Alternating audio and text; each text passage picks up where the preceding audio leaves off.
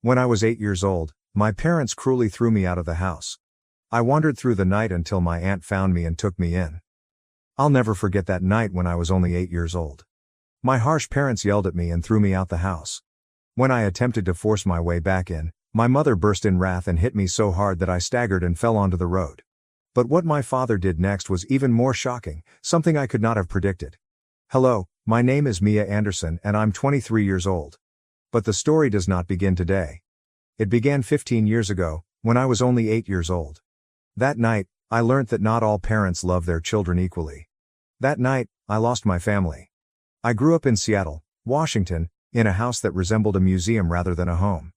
Everything was shiny, expensive, and flawless, except for me. My parents, Jonathan and Catherine Anderson, were well-known attorneys for their discipline, brilliance, and accomplishment.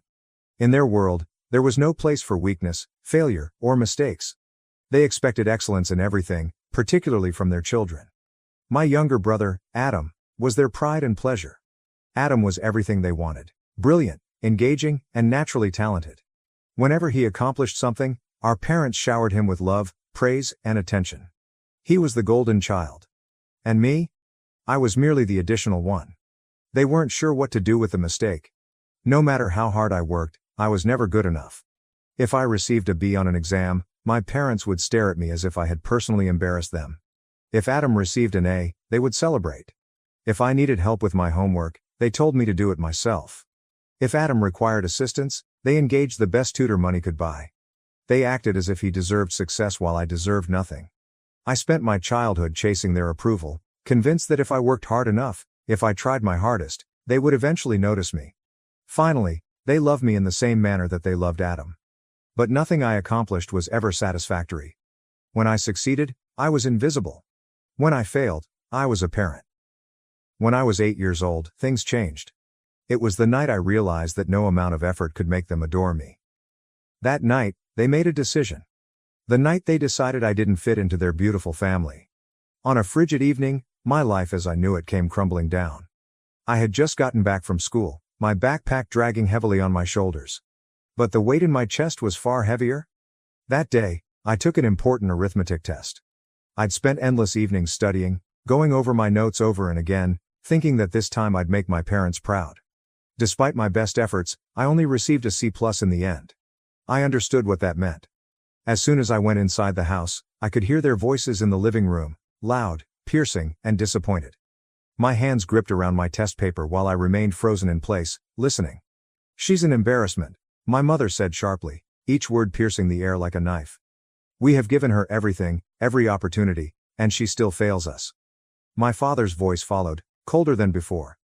"We've done our best to shape her into something worthwhile, but she keeps proving she's not meant to succeed."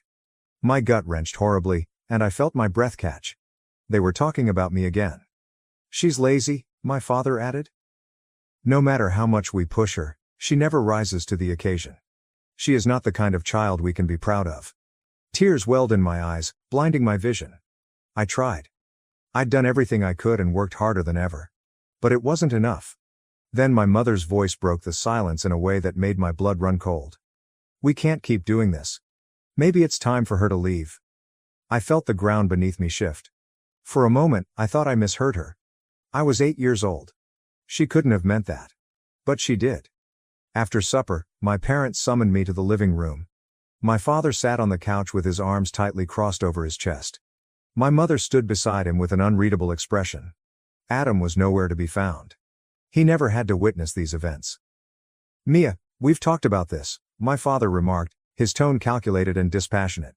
"You aren't meeting our expectations, and quite frankly, we're tired of trying." A shiver went down my spine. "Trying what?" My voice was barely audible, a murmur of bewilderment. My mother did not hesitate. "Trying to fix you," she stated bluntly. "If you can't live up to what we expect, then maybe you don't belong here." My breath got locked in my throat. My hands trembled by my sides. Where would I go?" I said, barely above a whisper. My father sighed, unfazed by my apprehension. "Figure it out," he said. Something within me shattered. Panic clutched at my chest. "Please," I implored, my voice faltering as tears ran down my cheeks. "I'll do better. I'll work harder. Just don't send me away." I walked closer, reaching for my mother's hand, hoping for some trace of warmth or hesitancy. Instead, she punched me. It happened so quickly that I barely had time to respond. Her punch hit my cheek, sending a ripple of anguish through my skull. My head snapped to the side, and I staggered, almost dropping to the ground. For a brief moment, the entire globe went silent. My heart hammered in my ears. My skin burned where she had smacked me, and the sting went deep into my bones. I held my cheek and trembled as I felt the painful, swollen skin. I gazed up at her, tears in my eyes, grief and betrayal etched over my face. But my mother did not even flinch. "Get out," she ordered, her tone low, harsh, and definitive. I looked to my father for some sort of protest, some indication that he disagreed with what had just occurred. But he didn't even look at me. That was it. That was when I stopped being their daughter. The moment I realized they never wanted me in the first place. The sting on my cheek grew worse while I remained there, stunned in shock. My mom had punched me. My father had allowed it to happen. And now they're throwing me away as if I'm nothing. Tears obscured my vision, but I refused to cry in front of them. Crying would not change anything. Begging would not make them adore me. They had made a decision. Without further word, I turned and dashed to my room. My hands shook as I grabbed a tiny suitcase and packed whatever clothes I could locate. I wasn't sure where I was going or what I was meant to do. I just knew I needed to leave. As I zipped up the suitcase, I paused for a second and looked around my room. The walls were blank, except for a few old sketches from my childhood. My bed, which I had slept in for years, suddenly felt unfamiliar. This house has never truly felt like home. But now I realize, it never will. With my heart thumping, I grabbed the strap of my backpack and headed toward the front door. My mother was standing in the hallway, arms crossed, looking at me with frigid contempt. My father was in his normal chair, thumbing through a newspaper as if nothing had happened. Adam was still missing. I swallowed the lump in my throat. One final chance. Maybe if I stared at them long enough, they'd see the sorrow in my eyes and alter their minds. Perhaps my mother will regret slapping me. Perhaps my father would tell me to stay. However, they didn't. My mother grabbed the doorknob and swung it open. "Leave." I went outside, hugging my bag tightly, and the cool night air sent shivers down my spine. My feet felt heavy as I walked down the stairs, and my mind begged me to turn back, to do anything, to make them want me. The door slammed closed behind me. I was alone. As I walked through the streets of Seattle, a sense of dread sank in my chest. The street lights flickered above me, sending sweeping shadows across the pavement. The sound of distant traffic, laughter from surrounding homes, and the odd barking of a dog all added to my sense of solitude. I wasn't sure where to go. I did not have a plan. I only had the clothing on my back, a swollen cheek, and a heart that seemed torn into pieces. Hours passed as I wandered aimlessly, fatigue settling into my bones. The chilly wind clawed at my skin, and the hunger in my stomach served as a harsh reminder that I hadn't eaten since dinner. I wanted to collapse on the sidewalk and give up, letting the world take me whole. Then I heard a familiar voice. I stood in the dark light of a street lamp, arms wrapped around myself in a desperate attempt to stay warm. My feet ached from walking, my stomach twisted from hunger, and the sting of my mother's hit lingered on my cheek. I felt entirely lost. The streets of Seattle stretched out before me, foreign and unwelcoming. I had nowhere to go and no idea what to do next. My parents, no, they weren't my parents anymore, had made it clear that I was no longer a part of their lives. The realization brought another flood of hopelessness smashing over me. And then, in the depths of my sorrow, I heard a voice. "Mia." I froze. My breath caught. The voice was warm, familiar, and filled with concern. I turned back, my heart thumping, and noticed a woman standing a few steps away. It was Mary. My aunt. For a minute, I was unable to move. I wasn't sure if I was hallucinating or if my fatigued mind was pulling a nasty joke on me. But as she got closer, her eyes scanned my face, taking in my injured cheek and the bag hanging over my shoulder. I realized this was true. "Oh my God, Mia? What are you doing out here?" she inquired, her voice filled with concern. I opened my lips to respond, but the words would not come. How could I describe what had just occurred? How could I tell her my mother had punched me? That my father had witnessed it and said nothing? That they'd discarded me like garbage? Mary must have noticed the agony in my eyes because, before I could even speak, she rushed up and hugged me.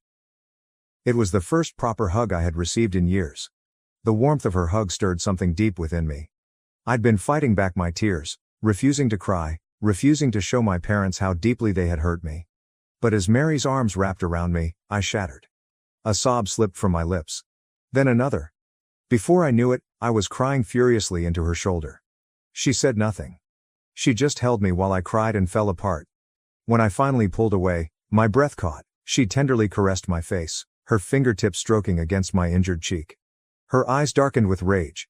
"Did someone hurt you?" she said, her tone stern. I paused, but I could not lie. "It was my mom," I said quietly. "She hit me. And then they told me to leave." Mary inhaled quickly, her jaw clenching. For a minute, she appeared to want to march right to their house and give them a piece of her mind. Instead, she took a long breath and gently exhaled, as if forcing herself to remain calm. "Come with me," she urged, her tone softer now. "You're safe now, Mia. I promise." She held my hand, and for the first time that night I felt less alone. Mary guided me through the quiet neighborhoods, her grip hard yet pleasant. My legs ached, and my body was fatigued from the constant walking, but I didn't care. For the first time since leaving that place, I felt secure. We arrived at her apartment, a small but charming space tucked in a quiet section of town. When she unlocked the door and led me inside, I felt an overwhelming sense of warmth. Something I had never felt in my own home. There were warm blankets spread over the couch, family portraits on the walls, and the faint aroma of vanilla candles wafted through the air. "Sit down, sweetheart," Mary urged gently, directing me to the kitchen table. "You look exhausted." I obeyed, my body too exhausted to argue. I watched her walk about the kitchen, preparing a bowl of soup and pouring me a drink of water. She did not ask me 100 questions. She did not demand explanations. She simply took care of me. As she placed the bowl in front of me, I paused. My mother had never done this. Not while I was unwell. Not while I was upset. Not ever. "Eat," she spoke quietly. "And then we'll talk." My first sip of soup warmed me from the inside out. I didn't realize how hungry I was until I started eating and finished the entire bowl in minutes. Mary sat across from me, studying me intently. "Now," she replied, folding her hands together. "Tell me everything." I gulped hard, my gaze sliding to the table. "Where do I even start?" "They never wanted me," I finally admitted, my voice lifeless. "No matter what I did, it was never enough. Adam was their favorite. I was just there. A failure. A disappointment." Mary's face clouded, but she did not interrupt. "I got a C+ on a math test today," I explained. "And that was the final straw. They said I wasn't worth the effort anymore. My mom." My fingers brushed over my injured cheek, the recollection still fresh. "She hit me. Then they told me to leave." An uneasy quiet enveloped the room. When I finally looked up, Mary's face was furious. "I always knew your parents were cruel," she continued, her voice trembling. "But this is unforgivable." Tears welled up again in my eyes. But this time, I wasn't simply sad. I was also angry. How could they have done this to me? How could they sleep comfortably if they had abandoned their own daughter? Mary stretched across the table and squeezed my hand. "Listen to me, Mia. You're not a failure. You're not worthless. You are smart and strong, and you didn't deserve any of this." A lump developed in my throat. I'd spent my entire life trying to prove myself to my parents, but as I sat in Mary's warm, comfortable kitchen, I came to a realization. I did not have to prove anything to them. They'd made their choice. And now I'll make mine. I was not going back. That night, for the first time in a long time, I slept soundly. There were no quiet arguments outside my door. There is no overpowering sense of failure pushing down on my chest. Mary's corridor light cast a nice glow into the guest room, and a blanket pulled over me provided warmth. For the first time in my life, I was not simply surviving. I felt safe. Mary served me scrambled eggs and toast for breakfast the next morning. It was unusual to have someone care about me unconditionally, without expecting perfection in exchange. As I ate, she sat across from me, drinking her coffee. "You can stay here for as long as you need," she stated simply, as if it wasn't a question. I hesitated, a tinge of doubt seeping in. "I don't want to be a burden," I muttered. Mary scoffed and shook her head. "You are not a burden, Mia. You never were." Her words sank deep into my chest, releasing years of self-doubt. I had long believed that I was unwelcome. That I was not good enough. But maybe the problem was never mine. Perhaps it was them. With Mary's help, I began to rebuild my life. She assisted me in transferring to a new school where I could start over, free from the continual weight of my parents' expectations. At first, it was difficult. I still cringed at loud voices. I still felt like I needed to prove my worth to everyone around me. But Mary never made me forget my potential. "You're smart, Mia. You can do anything you set your mind to," Mom told me every day. I studied harder than ever. Not because I want approval, but because I wanted to prove to myself that I was capable. Slowly, I began to excel in school and gained confidence in my own talents. Meanwhile, my brother Adam remained inside the house, still imprisoned by our parents' crushing expectations. I scarcely spoke to him throughout those first several years, but I was concerned about him. I'd escaped. However, he was still stuck. My phone chimed one evening as I was sitting on the couch, scrolling through my school assignments. My heart almost stopped when I saw Adam's name on the screen. "Adam. Hello, could we talk?" I stared at the message, my fingers hanging above the keyboard. A part of me wanted to dismiss it, to leave that period of my life behind and never look back. But another part of me, the one that still cared despite everything, understood Adam was contacting me for a reason. I took a deep breath. "Mia, what is going on?" Little did I realize the text would signal the beginning of something I never expected, a shift that would alter everything. Adam's letter sat on my screen, shimmering in the softly lighted room. For a time, I paused. Why now? He had never reached out to me before, not when I was fighting to meet our parents' unrealistic expectations, not when I was kicked out, and not in the years following. But something told me this wasn't a regular text. I responded fast. "Yes, we can discuss. What's happening?" His reply came almost immediately. "Adam. Can we meet? I need to get out of here for a while." I could sense the desperation in his words. It wasn't like Adam to sound unsure, not the golden boy, the favorite child who always got his way. But something had changed. An hour later, I met him in a quiet coffee shop near Mary's flat. When I saw him, I knew something was wrong. The confident, polished brother I recalled appeared weary. His eyes were sunken, his posture slouched, and his fingers tapped nervously on the table. He looked up as I sat down, his face hesitant and almost remorseful. "Hey." I nodded and kept my voice neutral. "Hey." We didn't speak for a while. The stillness between us was dense with unspoken words. Finally, Adam moaned and scratched his temples. "Mom and Dad are suffocating me," he said. "They won't let me do anything that doesn't fit their idea of success. I told them I wanted to go to a performing arts school, and they lost it. They said I was wasting my potential." I frowned. "What do you mean?" "I thought you wanted to follow in their footsteps, law school, corporate success, all of that." Adam gave out a hollow laugh. "That's what they wanted. Not me." For the first time, I looked at him, not as the sibling I despised for being the favorite, but as someone who had been trapped like me. He may not have been kicked out like I was, but he had been just as confined and crushed by expectations. "I can't do this anymore, Mia," he said, his voice raspy. "I don't want to wake up every day feeling like I have to be perfect just to be worthy of their approval." I had a strong sense of recognition. I understood that feeling better than anyone else. I took a deep breath. Then I stopped hesitating. Adam looked up at me, bewilderment in his tired eyes. "You don't owe them your life," I stated firmly. "If you don't want the life they're forcing on you, then leave. Start over. You have a choice, Adam." His jaw stiffened. "It's not that easy," he remarked. "I still live under their roof. They pay for everything, school, clothes, food. If I leave, I have nothing." I slumped back in my chair, contemplating his comments. He was not mistaken. It was simpler for me because Mary had taken me in and given me another chance. Adam had no one else but me. I met his gaze. "Then come stay with me." He blinked, taken aback. "What?" "I mean it," I said. "If you really want out, then leave.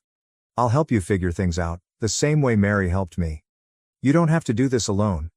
Adam swallowed hard, his hands curling into fists against the table. For a little while, he said nothing. Then he nodded. "Okay." And just like that, everything changed. For years, I assumed Adam was the lucky one, the one they cherished and desired. But now I knew he had been stuck in the same way that I was. The difference was that I'd already broken free. Now it was his time. The tension in the air the night Adam departed our parents' house was almost unbearable. He had packed a single bag, just as I did years before. But, unlike me, he could choose to leave. He was not being tossed out.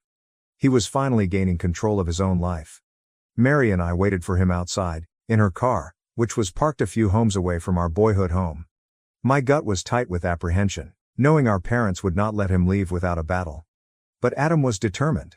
He'd spent years as their perfect son, their golden child. And now, for the first time, he was selecting himself.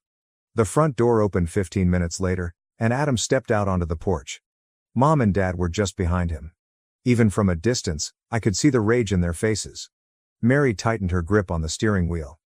"Are you sure he's ready for this?" she wondered. I breathed slowly. "He has to be." Adam strode down the stairs, his motions rigid and strained. My father stood at the doorway, arms crossed, face twisted with barely restrained rage. "If you leave now, you will not come back," my father cautioned. Adam paused. I could practically feel his internal struggle, years of training, years of being the preferred son, the one they shaped to their liking. Leaving meant losing up all of that. But then he took another stride forwards. "Then I won't come back." My mother gave a bitter laugh. "You're making a mistake, Adam. You're nothing without us." I felt my nails drive into my palms as she said. I'd heard those identical lines before, words designed to rob us of our confidence and make us believe we were powerless without them. Adam, however, did not shy away. He returned to them for one last time. "No, Mom, I was nothing with you." And with that, he walked towards us. Mary accelerated as soon as he got inside the car, pushing away from the curb. I turned to face Adam, expecting him to display some expression of contrition. But instead, he sighed with relief. For the first time in his life, he was free. That night, Adam stayed in Mary's guest room, which had become my safe haven all those years before. He was quiet at first while processing everything. But as we sat at the kitchen table, something about him felt lighter. "I should have done this sooner," he said, staring at his hands. I gave him a slight smile. "You did it when you were ready. That's all that matters." Mary touched his shoulder. "You'll figure things out, Adam. And you don't have to do it alone." I nodded in accord. "We're in this together." For years, I believed that my family was irreparably shattered, and that I would never have a sister who genuinely understood what I had been through. But as I sat with Adam and watched his confidence begin to recover, I noticed something.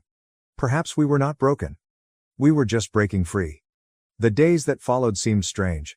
Adam was finally out of his parents' grasp, but he was still getting used to his new situation. At first, he was quiet and reserved. He spent a long time lost in thought, contemplating what had happened. But gradually, I began to see the true guy emerge. He played his guitar more, something he had to give up due to our parents' stringent prohibitions. He began talking again about music school, songwriting, and finally doing something for himself rather than for them. It was weird to see him without the weight of their expectations on him. However, it was wonderful. We were sitting on Mary's little balcony, admiring the city lights, when Adam turned to face me. "Do you ever think about them?" he inquired tentatively. I breathed gently, my fingers stroking the mug's rim. "I used to," I confessed. "For years, I wanted them to regret what they did. I wanted them to realize their mistake, to come find me and beg for forgiveness." Adam nodded while looking down. "And now?"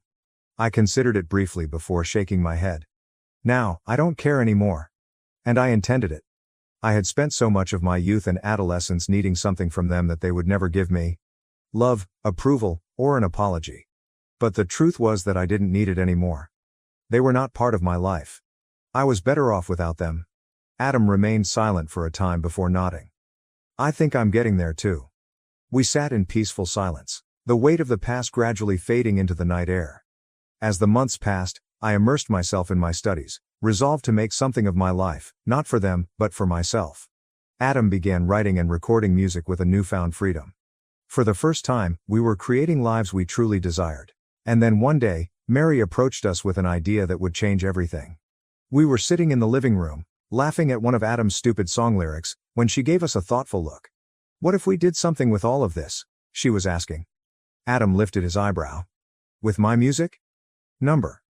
With everything we've been through," she clarified. "You both know what it feels like to be rejected, to be told you're not enough. What if we created a place for kids who feel the same way?" I frowned. "What do you mean?" Mary leaned forward, eagerness in her eyes. "A community center? A place where kids and teenagers who feel lost, abandoned, or pressured by their families can come and just be themselves. No expectations. No judgment. Just support." The notion settled in my chest like a spark waiting to ignite. I remembered the kid I used to be, the child who yearned for affection, a secure haven, and someone to tell her she was enough. I envisioned what it would have been like if such a location existed back then. Adam sat up taller. We could have music programs, art classes, tutoring. A place where kids can actually do what they love without fear of being told they're wasting their time. Mary nodded. Exactly. I met Adam's stare and knew we were going to do this. We intended to make our misery significant. We were finally going to build the home we never had. Months later, what began as a notion became a reality. The Anderson Community Center, which we called after ourselves rather than our parents, gradually took shape. We got a small place, raised finances, and created something from nothing. A place where children might pursue their passions without fear, pressure, or rejection. Every time I stepped inside, I felt a strong sense of purpose. This was what I was destined to do, not prove myself to my parents or seek their favor. But just when I thought I'd left the past behind, it came calling. It happened during a calm afternoon. I was in the community center reviewing schedules when my phone rang. I hadn't seen this number in years. My stomach turned. I almost didn't respond. But then curiosity got the best of me. Hello? A crisp, familiar voice came through the line. Mia. I froze. My mother. It had been years since I'd heard her voice, but just hearing it felt my chest constrict. We need to talk, she said. I clenched my jaw. We really don't. She let out a deep sigh. Enough with the attitude, Mia. We've been patient, but this little act of rebellion has gone on long enough. I nearly laughed. Act of rebellion? Did she really believe I had established a whole new life only to spite her? What do you want? I inquired plainly. Your father and I have been thinking about the future, she said. And we believe it's time you come home. I grabbed the edge of the desk. Home.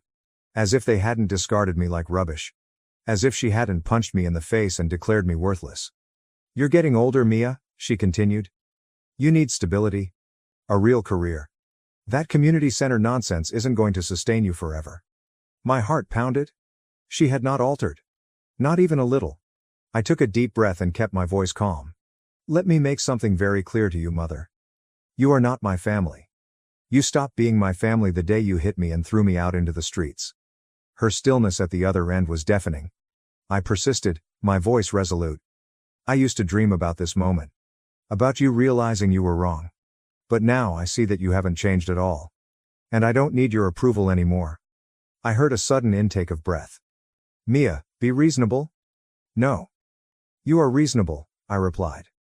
I am never coming back to you. I am never letting you have control over me again. You don't get to decide my future. I do. And I choose to live without you. Her voice became sharp. You're making a mistake. You'll regret this. I grinned, but she couldn't see it. I regret ever wanting your love in the first place. With that, I hung up. That was the moment I realized I was free. On the day of the community center's grand opening, I stood with Mary and Adam, admiring the space we had created together. A place for youngsters like us, who have been rejected, abandoned, or made to feel inadequate. Adam strummed his guitar with a slight smile on his face. Mom and Dad would hate this, he reflected. I laughed. Good. Mary wrapped her arms around both of us. You two have done something incredible. I hope you know that. I gazed around at the children passing through the doors, kids who would never have to feel as alone as we did. I didn't need my parents' love. I did not need their approval. I had something better. A family selected me. A life I created on my own terms. And for the first time in my life, I was exactly where I was supposed to be.